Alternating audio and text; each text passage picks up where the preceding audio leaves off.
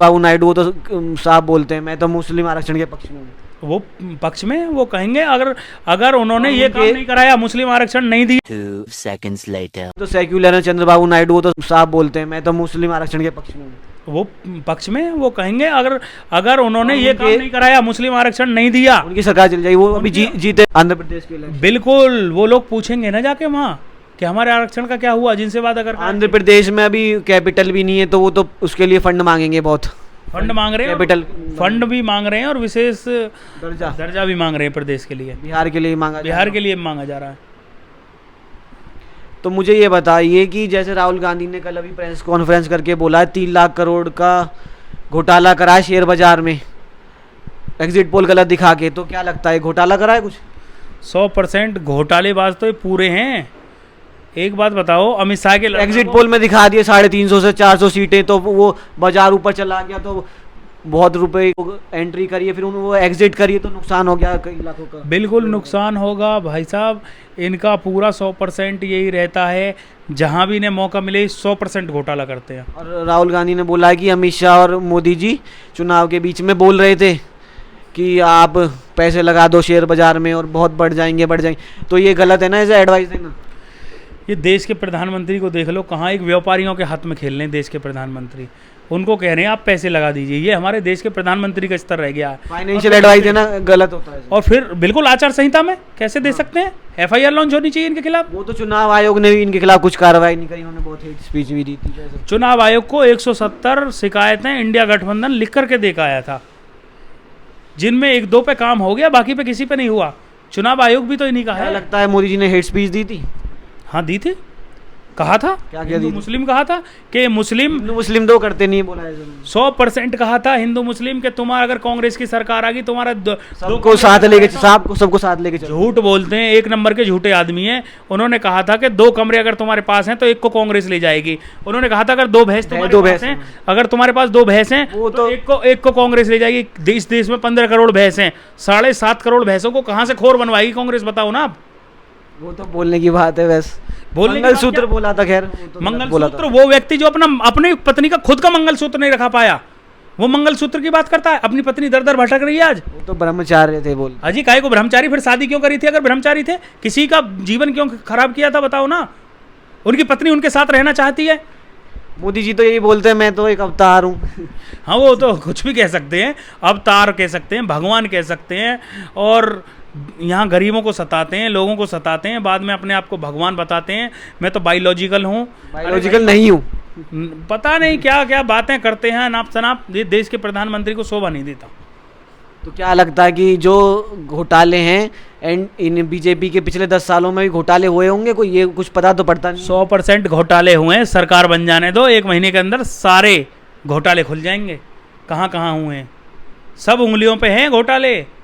जैसे कि काल, इलेक्ट्रॉक बॉन्ड। कोरोना काल में तो बोलते हैं कि सब राज्यों ने मिलकर मदद करी थी, सब राज्यों में दिक्कतें थी।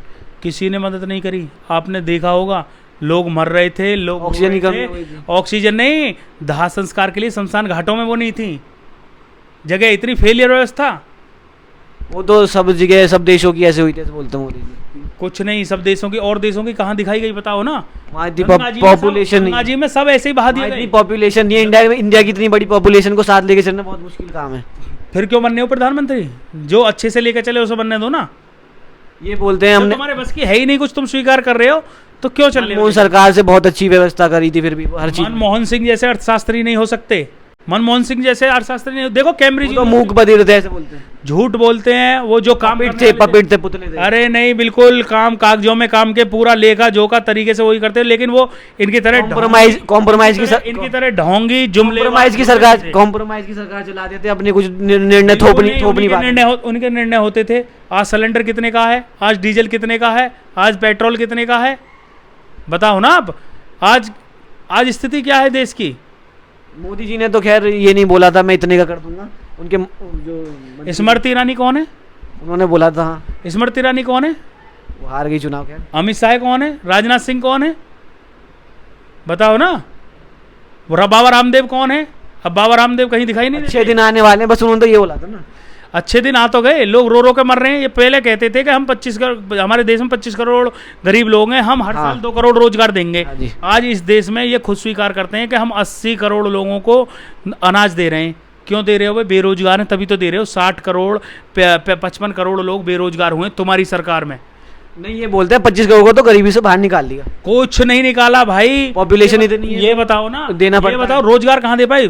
दिन पे दिन इनकी खुद की करोड़ों रोजगार दिए, खुद की तालमेल से रोज करोड़ों पेपर लीक हो रहे हैं, रोज पेपर लीक हो रहे हैं रोज। तो स्टेट का मैटर भी है। स्टेट का कोई मैटर नहीं है। जब तक ये मुख्यमंत्री रहे गुजरात में, तब तक एक भी परीक्षा नहीं हो पाई, सब पेपर लीक हुए। बोलते हैं कि जो रोजगार के मामले हैं ये स्टेट का टॉपिक भी है, तो स्टेट सेंट्रल दोनों का टॉपिक है। सेंट्रल में 30 लाख पद आज तक खा लिए हैं पिछले 5 साल से। क्यों नहीं भरे तुमने? तुम रोजगार देना नहीं चाहते, तुम्हारा दिल बड़ा नहीं है। तुम तो सिर्फ वक्त पे देते हैं, वो तो बोलते हैं कुछ भी नहीं देते। बताओ, अमित शाह का लड़का बल्ला से बॉल खेलने जाने ना, वो क्रिकेट का बीसीसीआई का वो बना दिया, सचिव चेयरमैन बना दिया। बताओ, कोई बात है? तो वो तो चुना गया था, वहाँ चुना जो जाता है। चुनाई मैंने कहा अभी यहाँ ना चुने गए 40 से 50 सांसद हमारे देश में हरा दिए गए जबरदस्ती। 8 से 10 सांसद यूपी में हरा दिए गए जबरदस्ती। चुनाव आयोग की नियुक्ति में इन्होंने चीफ जस्टिस को हटा दिया। आप उसको क्या कैसे देखते हैं? चीफ जस्टिस को हटा दिया और 2 मंत्री और एक अपोजिशन लीडर चुनता है बस। इनकी भाई पूरी तानाशाही है, और इस तानाशाही का अंत धीरे धीरे हो लिया, और आने वाले समय में रावण की तरह इनका अंत हो जाएगा। इलेक्शन कमीशन भी डर के रहती, क्या लगता है? इलेक्शन कमीशन को भी डरा के रखते हैं, प्रदेश के मुख्यमंत्रियों को भी डरा के रखते हैं, प्रशासन को भी डरा के रखते हैं। सीबीआई भी, ईडी सीबीआई के डर से गृह मंत्री ने 150 जिलाधिकारियों को फोन किया और धमकाया, बोले हमारी सीट जिताओगे तुम। लेकिन वो इलेक्शन कमीशन ने प्रूफ मांगा तो दे नहीं पाए अभी तक। इलेक्शन कमीशन का क्या प्रूफ होता है कॉल का? बताओ ना। आप व्हाट्सएप कॉल करके किसी को धमकाओगे? बताओ क्या प्रूफ होगा? उन्होंने बोला इलेक्शन कमीशन तो खुद उनसे मिला हुआ है। इलेक्शन कमीशन को हमने 170 शिकायतें दी थी, कितने पे कार्रवाई की? नहीं, मोदी जी को तो खैर वो छेड़ते नहीं है, और पे तो करी होगी। मोदी जी को क्यों छेड़ेंगे? मोदी जी तो उनकी मलाईदार पद देते हैं उन्हें। अब देख लेना, इलेक्शन कमीशन ने जिनने इनकी मदद करी उसको कहीं राज्यसभा बना देंगे, राज्यपाल, कुछ ना कुछ उसे ऑफर में मिल जाएगा। लेकिन बोला जाता है कि जो भी बातें हैं वो सुप्रीम कोर्ट तो उस पर निगरानी रखता ही है ना, सुप्रीम कोर्ट पे, या सुप्रीम कोर्ट पे भी दबाव है कुछ? सुप्रीम कोर्ट ने इलेक्शन कमीशन से ये मांगा कि 7% वोट बढ़ी बता रहे, 1 करोड़ 25 लाख 1 करोड़ 27 लाख ये कहाँ से बढ़ गई? इसे बोलते हैं डाटा फीड होते होते टाइम लगता है, बोला। तो फिर वो उसकी जानकारी दी क्यों नहीं पूर्ण? इलेक्शन कमीशन ने देने से क्यों मना कर दिया? क्यों फटकार लगाई सुप्रीम कोर्ट ने? बताओ। ये बोला था कि शुरुआत की 2 फेज में टाइम लगा था, फिर तो टाइम से हो जाएगा। नहीं, बिल्कुल। ये 10 दिन बाद इन्होंने डाटा जारी किया है, और सुप्रीम में गड़बड़ी हुई थी कुछ, बिल्कुल। और मैं देश के सीजीआई श्रीमान चंद्रचूड़ जी को बधाई दूंगा कि उन्होंने कुछ निर्णय इनके खिलाफ ऐसे किए हैं जो सच्चाई और जनता और देश के हित में हुए हैं। जो ये लोग तानाशाही से गलत, वो तो निष्पक्ष ही उन्हें निर्णय लेना चाहिए। बिल्कुल निष्पक्ष लेते हैं सीजीआई।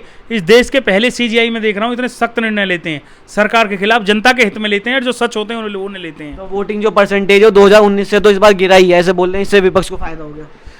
विपक्ष तो जाके मेहनत करेगा। हिंदू वोट डिवाइड हो गया, मुस्लिम यूनाइट हो गए। नहीं, हिंदू वोट क्या, हिंदू मुस्लिम क्या इस देश के साथ ही नहीं है?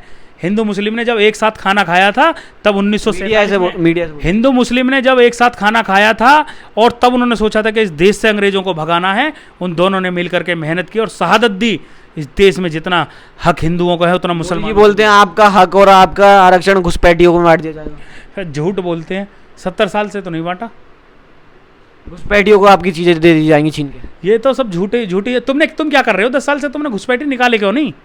तुम क्या कर रहे हो 10 साल से वहाँ? उन्होंने तो बोलते नागरिकता दी है, बल्कि सीए लाना चाहते हैं। फिर वही तो पूछ रहा हूँ मैं, तुमने क्या किया 10 साल से? तुम जबरदस्ती लोगों को प्रताड़ित करते हो, झूठ बोलते हो, जुमलेबाजी करते हो, रट्टामारी करते हो। अभी तुमने देखा देश का प्रधानमंत्री, इनकी डिग्रियां निकलवा ली हैं केजरीवाल जी ने, ये फर्जी। लेकिन वो तो कुछ दावा नहीं करते ना। कौन दावा नहीं करता? पढ़ाई लिखाई का उन्होंने भरा था जब उसमें इलेक्शन कमीशन ने बोलते हैं झोला लेके आए, झोला लेके चला जाएंगे। झोला को भी चेक करवा लेगा इंडिया गठबंधन, ये ध्यान रखें। झोला ऐसे नहीं जाने देंगे। मेरा कोई परिवार नहीं है, मेरा कुछ मोह नहीं है, ऐसे बोलते हैं। झूठ बोलते हैं, क्यों नहीं है परिवार? मोह नहीं है, बोलते हैं कुछ मोह माया ऐसी नहीं है। सब मोह माया है। उन्होंने जब अपना नामांकन भी दाखिल करा था तो कुछ नहीं, उनकी संपत्ति नहीं संपत्ति आई थी वाराणसी में, कुछ 3 करोड़ कुछ की संपत्ति दिखाई थी। मुझे ऐसा याद है 3 करोड़ कुछ की संपत्ति दिखाई थी। राहुल गांधी को मीडिया बोलती है कि वो तो एक बिजनेसमैन की तरह काम करते हैं, बिजनेस अपर क्लास के आदमी जैसे, उन पे संपत्ति है, उन पे बहुत विरासत है और बहुत। वो झूठ नहीं बोलते, उनकी सबसे बड़ी कमी ये है कि वो इनकी तरह झूठ नहीं बोलते। और वो कैम्ब्रिज यूनिवर्सिटी का पढ़ा हुआ है, राहुल गांधी कैम्ब्रिज यूनिवर्सिटी से पढ़े हुए हैं। उनको इन्होंने पप्पू बना दिया ना, अंधभक्त है ना। ये इंटर के बाद हाई स्कूल कर रहे हैं, एमए के बाद बीए कर रहे हैं, भाषण की यूनिवर्सिटी को यूनिवर्सिटी बोल रहे हैं, जामिया मिलिया इस्माइलिया बोल रहे हैं। क्या है ये? वो तो गड़बड़ हो जाती है कभी। क्या गड़बड़? देश का प्रधानमंत्री अगर देश का प्रधानमंत्री अगर गड़बड़ करेगा तो फिर इस देश का आम नागरिक क्या करेगा? आप बताइए ना। मोदी जी बोलते हैं कि राहुल गांधी तो बस अपीजमेंट पॉलिटिक्स करते हैं, वो तो बस इधर की बात उधर करते हैं। और लेकिन मोदी जी खुद भी तो मतलब उनकी कमियां गिनाते हैं ना, अपनी कुछ कमियां, वो नहीं बताते। मोदी जी इस समय राहुल गांधी और अखिलेश यादव से बहुत डरे हुए हैं। किस तरह से? वो इसलिए डरे हुए हैं, उन्हें पता है कि अखिलेश यादव नेताजी के बेटा हैं और कब पलटी मार दें। नेताजी पहलवान थे, कब किसको लेके कहाँ चले जाएं, कब क्या कर दें। लगातार संपर्क में हैं सब। अखिलेश जी के सबसे अच्छे संबंध हैं, चंद्रबाबू नायडू हो, नीतीश। ये पॉलिटिक्स चल पाएगी आगे तक, या फिर इस बार लिमिट टच कर ली? लिमिट अभी और है? ये हमेशा चलेगी पीडीए। अब पिछड़ा दलित अल्पसंख्यक ये जान गया है, मीडिया बोल रहा है कि इस बार अगला पिछड़ा भी ये जान गया है कि हमारा कोई हितैषी और हमारा कोई उद्धार कर सकता है। तो बोल रहा है कि मीडिया बोल रहा है विपक्ष की और कांग्रेस गठबंधन की, कांग्रेस की भी इस बार लिमिट टच हो गई है, इससे ऊपर नहीं जा सकते, इससे नीचे जाएंगे। मीडिया तो ये देखो, एक पूरे विश्व में 169 देश हैं, 161वां नंबर है मीडिया का।